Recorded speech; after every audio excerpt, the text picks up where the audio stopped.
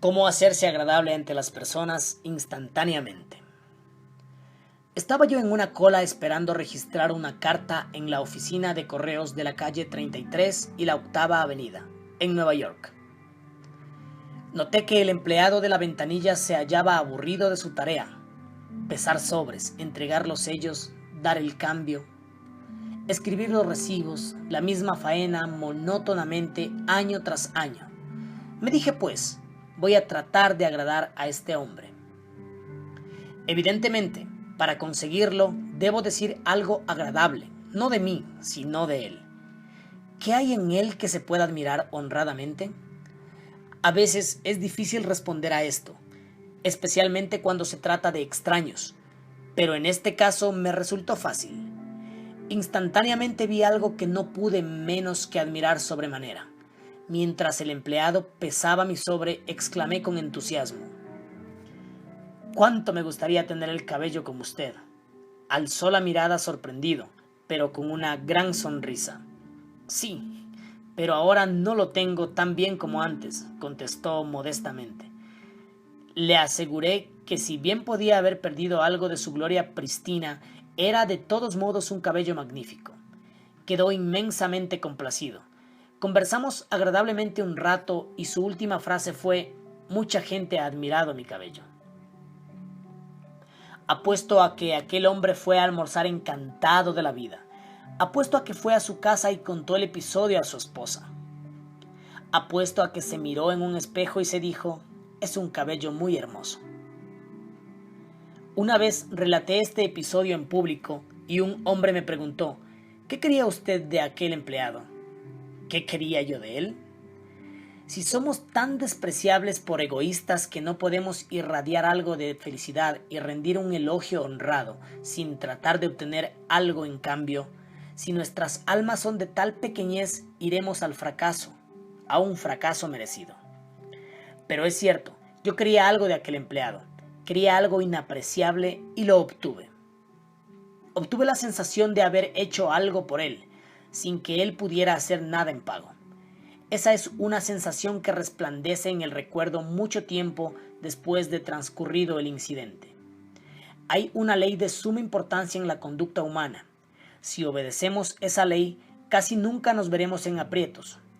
Si la obedecemos, obtendremos incontables amigos y constante felicidad, pero en cuanto quebrantemos esa ley, nos veremos en interminables dificultades. La ley es esta: trate siempre de que la otra persona se sienta importante. El profesor John Dewey, como ya lo hemos señalado, dice que el deseo de ser importante es el impulso más profundo que anima al carácter humano. Y el profesor William James: el principio más profundo en el carácter humano es el anhelo de ser apreciado. Como ya lo he señalado, ese impulso es lo que nos diferencia de los animales. Es el impulso que ha dado origen a la civilización misma. Los filósofos vienen haciendo conjeturas acerca de las reglas de las relaciones humanas desde hace miles de años. Y de todas esas conjeturas ha surgido solamente un precepto importante. No es nuevo, es tan viejo como la historia. Zoroastro lo enseñó a sus discípulos en el culto del fuego, en Persia, hace 3000 años. Confucio lo predicó en China, hace 24 siglos. Lao Tse, el fundador del taoísmo, lo inculcó a sus discípulos en el valle de Han. Buda lo predicó en las orillas del Ganges, 500 años antes. Jesús lo enseñó entre las petreas montañas de Judea, hace 19 siglos. Jesús lo resumió en un pensamiento que es probablemente la regla más importante del mundo: haz al prójimo lo que quieras que el prójimo te haga a ti. Usted quiere la aprobación de todos aquellos con quienes entra en contacto. Quiere que se reconozcan sus méritos. Quiere tener la sensación de su importancia en su pequeño mundo. No quiere escuchar adulaciones baratas, sin sinceridad, pero anhela una sincera apreciación. Quiere que sus amigos y allegados sean, como dijo Charles Schwab, calurosos en su aprobación y generosos en su elogio. Todos nosotros lo deseamos. Obedezcamos, pues, la regla de oro y demos a los otros lo que queremos que ellos nos den. ¿Cuándo? ¿Dónde? ¿Cómo? La respuesta es siempre, en todas partes. David G. Smith, de Eau Claire, Wisconsin, contó en una de nuestras clases cómo manejó una situación delicada. Cuando le pidieron que se hiciera cargo del puesto de refrescos en un concierto de caridad. La noche del concierto llegué al parque y descubrí que me esperaban 2 damas mayores, bastante malhumoradas, junto al puesto de refrescos. Al parecer, ambas creían estar a cargo del proyecto, mientras yo estaba indeciso, preguntándome qué hacer. Se me acercó uno de los miembros del comité organizador y me entregó una caja con cambio, al tiempo que me agradecía haber aceptado dirigir el puesto. A continuación, me presentó a Rose y a Jane, que serían mis ayudantes, y se marchó. Siguió un largo silencio. Al comprender que esa caja con el cambio para las ventas era un símbolo de autoridad, se la di a Rose diciéndole que yo no podría ocuparme de la parte monetaria, pues no sabía hacerlo, y me sentiría mejor si ella se hacía cargo. De inmediato le sugerí a Jane que se ocupara de dar órdenes a las 2 jovencitas que nos habían asignado para atender al público. Le pedí que les enseñara a servir y la dejé a cargo de esa parte del asunto. Pasamos una velada perfecta con Rose, muy feliz, contando el dinero, Jane supervisando a las muchachas y yo disfrutando del concierto. No es preciso esperar a que nos elijan embajador en Francia o presidente de la sociedad a que pertenecemos, para emplear esta filosofía del aprecio de los demás. Casi todos los días se pueden obtener resultados mágicos con ella. Si, por ejemplo, la camarera nos trae puré de papas cuando hemos pedido papas fritas a la francesa, digámosle: siento tener que molestarla, pero prefiero las papas a la francesa. Ella responderá: no es molestia, y se complacerá en satisfacernos, porque hemos demostrado respeto por ella. Frases insignificantes como lamento molestarlo, tendría usted la bondad de, quiere hacer el favor de, tendría usted la gentileza o gracias. Pequeñas cortesías como estas sirven para aceitar las ruedas del monótono mecanismo de la vida diaria y, de paso, son la seña de la buena educación. Busquemos otro ejemplo. Las novelas de Hal Caine fueron grandes bestsellers en las primeras décadas del siglo. Millones de personas las han leído. Era hijo de un herrero, no fue a la escuela más que 8 años, y sin embargo, cuando murió, era el literato más rico de su época. Su historia es así. Hal Caine tenía predilección por los sonetos y baladas y devoraba toda la poesía de Dante Gabriel Rossetti. Hasta escribió un artículo en que formulaba el elogio de las realizaciones artísticas del poeta y envió una copia al mismo Rossetti. Rossetti quedó encantado y lo probable es que se dijera: un joven que tiene tan elevada opinión de mis condiciones debe de ser un joven brillante. Rossetti invitó pues al hijo del herrero a que fuese a Londres y trabajara como secretario suyo. Fue aquel el vuelco mayor en la vida de Hal Caine, porque en su nuevo cargo conoció a los artistas literarios del momento. Siguiendo sus consejos e inspirado por sus recomendaciones, se lanzó a una carrera que hizo lucir su nombre en el cielo de la literatura. Su hogar, Greba Castle, en la Isla del Hombre, llegó a ser la meca de los turistas de todo el mundo y cuando murió dejó una herencia de muchos millones de dólares. Pero quizás habría muerto pobre y desconocido si no hubiese expresado su admiración por un hombre famoso. Tal es el poder estupendo de la apreciación sincera. Rossetti se consideraba importante, y esto no es extraño, pues casi todos nos consideramos importantes, muy importantes. Para que la vida de una persona cambie totalmente, puede bastar que alguien la haga sentir importante. Ronald Rowland, que es uno de los instructores de nuestro curso en California, es también maestro de artes y oficios. Nos escribió sobre un estudiante de su clase introductoria de artesanías llamado Chris.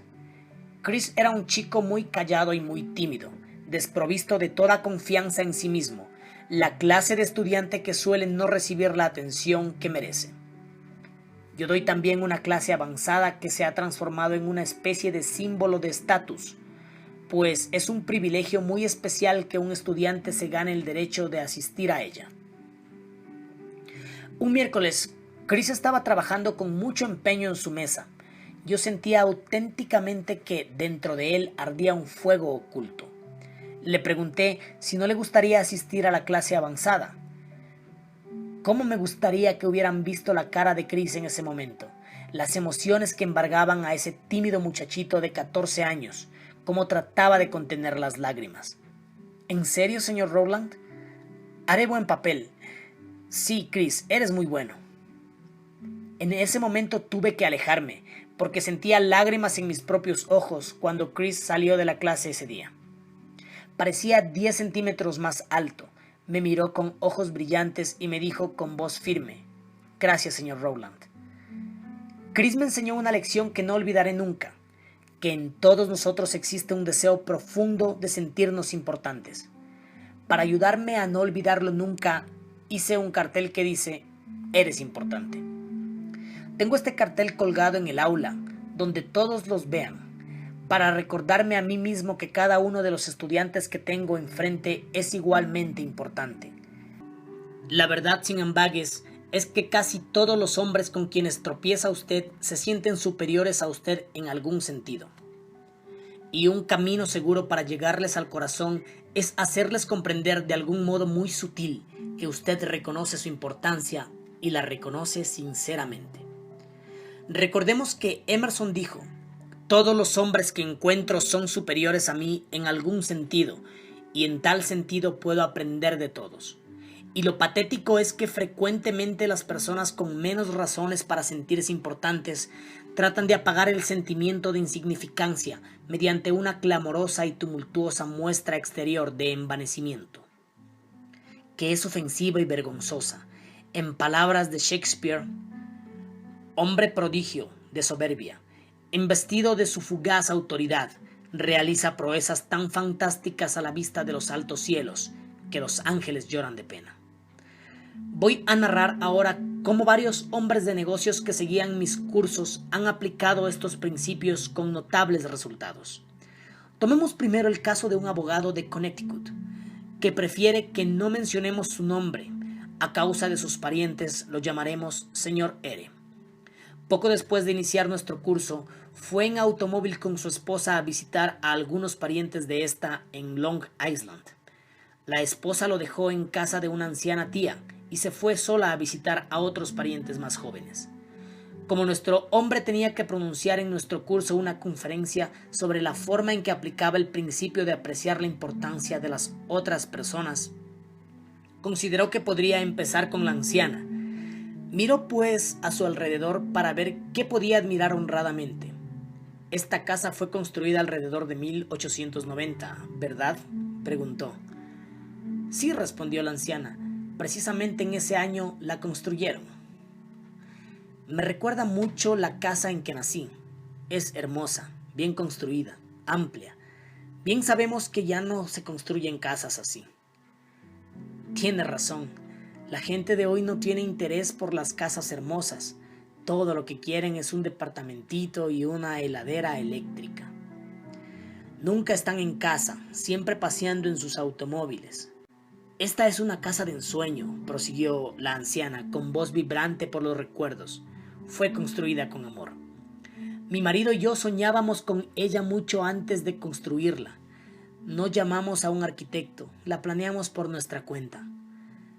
Le mostró después toda la casa y nuestro amigo expresó su calurosa admiración por todos los tesoros que la anciana había recogido en sus viajes durante toda su vida.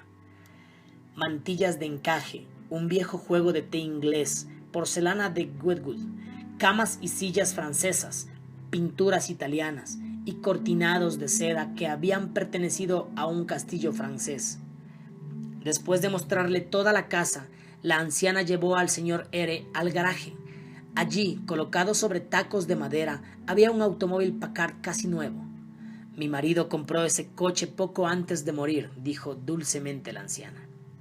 «No se lo ha usado después de su muerte. Usted aprecia las cosas bellas y le voy a regalar este automóvil». «Pero, tía», protestó el señor R., «me abruma usted». Es claro que agradezco su generosidad, pero no podría aceptarlo. No soy siquiera pariente suyo. Tengo un automóvil nuevo y usted tiene muchos parientes a quienes les gustaría ese Packard. ¿Parientes?, exclamó la anciana. Sí, tengo parientes que solo esperan mi muerte para conseguir ese automóvil, pero no se los voy a dejar. Si no quiere dejarlo a nadie, le será fácil venderlo. ¿Venderlo? ¿Cree usted que podría vender este coche? ¿Cree que podría admitir que algún extraño recorriera las calles en ese automóvil que mi marido compró para mí? No puedo ni pensar en venderlo. Se lo voy a regalar. Usted aprecia las cosas bellas. El señor R. trató de disuadirla, pero no pudo sin herir sus sentimientos. Aquella anciana sola en su casona, con sus tesoros y sus recuerdos, anhelaba un poco de admiración. Había sido joven y hermosa. Había construido una casa entibiada por el amor y había comprado cosas en toda Europa para embellecerla más. Ahora, en la aislada soledad de los años, anhelaba un poco de tibieza humana, un poco de auténtica apreciación, y nadie se la daba. Cuando la encontró, como un manantial en el desierto, su gratitud no podía tener otra expresión adecuada que el obsequio de un automóvil Packard. Tomemos otro caso. Donald McMahon, superintendente de Lewis and Valentin, empresa de jardinería y de arquitectura panorámica de Rye, Nueva York, nos relató este incidente. Poco después de escuchar la conferencia sobre cómo ganar amigos e influenciar sobre las personas, estaba yo dedicado a trazar los jardines en la finca de un famoso abogado. El propietario salió a darme algunas indicaciones sobre los sitios donde quería que se plantaran los rododendros y las azaleas. «Juez», le dije, «tiene usted un hermoso pasatiempo. He podido admirar los espléndidos perros que cría usted. Sé que todos los años ganan muchos premios en la exposición canina de Madison Square Garden».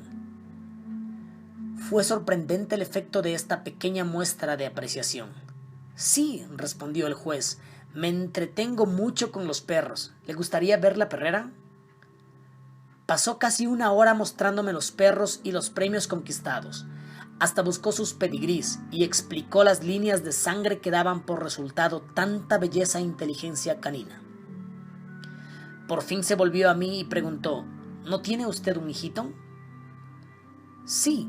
«Bien, ¿no le gustaría tener un perrito?». «Oh, es claro, estaría encantado».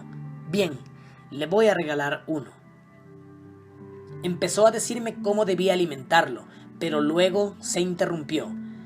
«Se va a olvidar usted», dijo, «si se lo digo. Le voy a escribir todo lo necesario».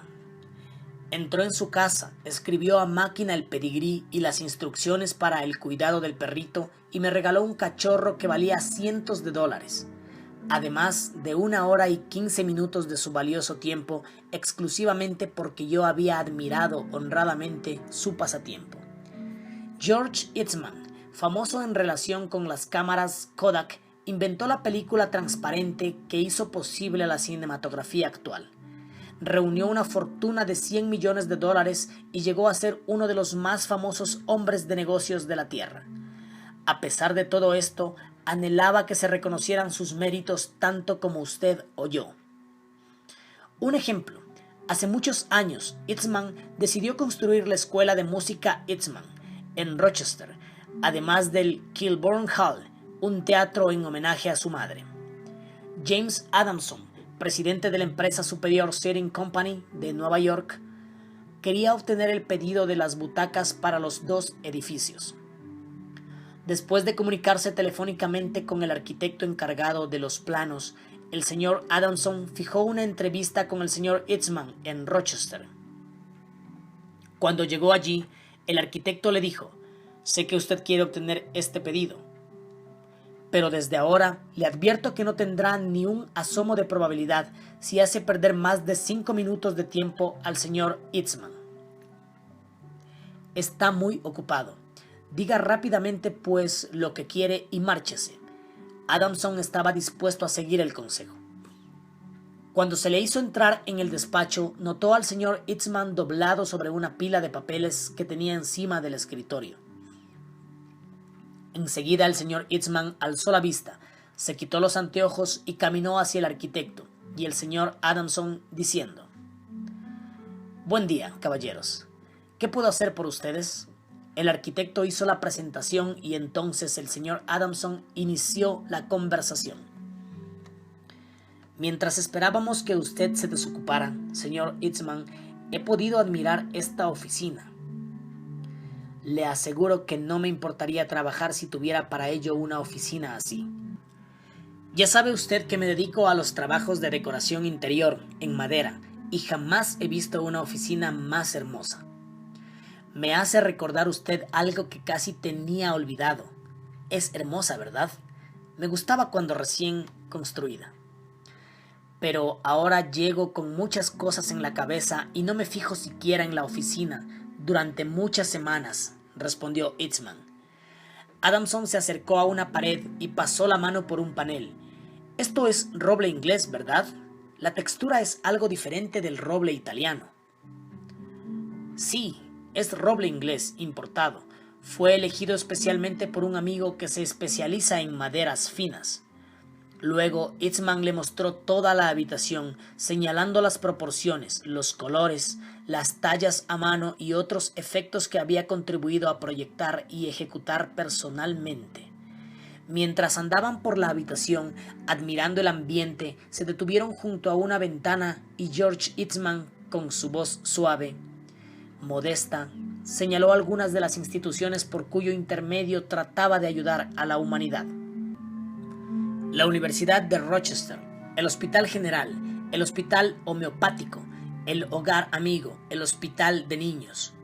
El señor Adamson lo felicitó calurosamente por la forma idealista en que empleaba su riqueza con el fin de aliviar los sufrimientos humanos. Poco después, George Eastman abrió una caja de cristal y sacó la primera cámara de que había sido dueño, un invento adquirido a un inglés. Adamson lo interrogó largamente acerca de sus primeras luchas para iniciarse en los negocios, y el señor Eastman habló con franqueza de la pobreza de su niñez. Relató cómo su madre viuda había atendido una casa de pensión mientras él trabajaba en una compañía de seguros. El temor a la pobreza lo perseguía día y noche, hasta que resolvió ganar dinero suficiente para que su madre no tuviera que trabajar tan duramente en la casa de pensión. Adamson le hizo nuevas preguntas y escuchó, absorto, mientras el famoso inventor relataba la historia de sus experimentos con placas fotográficas secas. Contó Eastman cómo trabajaba en una oficina todo el día y a veces experimentaba toda la noche, durmiendo solamente a ratos, mientras operaban los productos químicos, hasta el punto de que a veces no se quitó la ropa durante 72 horas seguidas. James Adamson había entrado en la oficina de Eastman a las 10:15, con la advertencia de que no debía estar más de 5 minutos.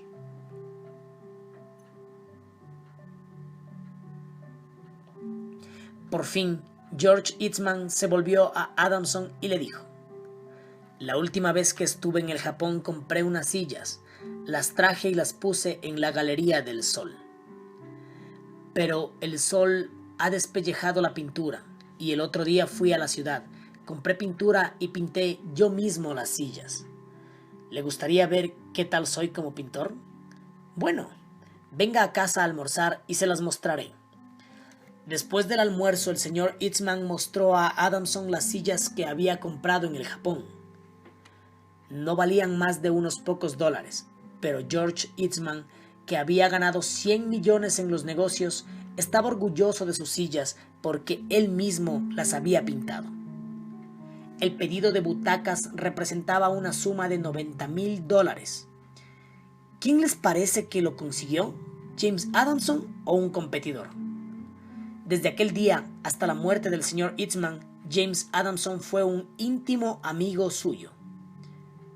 Claude Marais, dueño de un restaurante en Rouen, Francia, usó esta regla y salvó a su restaurante de la pérdida de un empleado importante. Se trataba de una mujer que hacía 5 años que trabajaba para él y era un enlace esencial entre Marais y sus 22 empleados. quedó muy perturbado al recibir el telegrama de ella anunciándole su renuncia. El señor Claude Marais nos contó: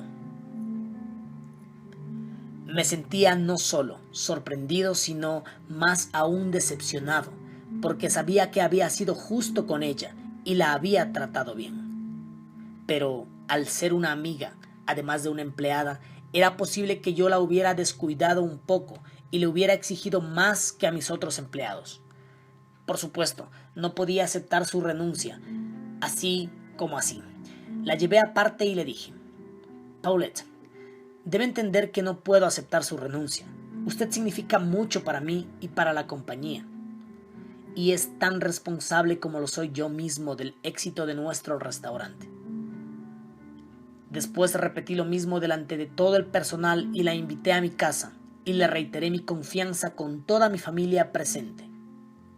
Paulette retiró su renuncia y hoy puedo confiar en ella más que nunca antes. Y me tomo el trabajo de expresarle periódicamente mi aprecio por lo que hace y reiterarle lo importante que es para mí y para el restaurante. Hábleles a las personas de ellos mismos, dijo Disraeli, uno de los hombres más astutos que han gobernado el Imperio Británico, y lo escucharán por horas. Regla 6. Haga que la otra persona se sienta importante y hágalo sinceramente. En pocas palabras, 6 maneras de agradar a los demás. Regla 1. Interésese sinceramente por los demás. Regla 2. Sonría. Regla 3. Recuerde que para toda persona su nombre es el sonido más dulce e importante en cualquier idioma. Regla 4. Sea un buen oyente. Anime a los demás a que hablen de sí mismos. Regla 5. Hable siempre de lo que interese a los demás. Regla 6. Haga que la otra persona se sienta importante y hágalo sinceramente.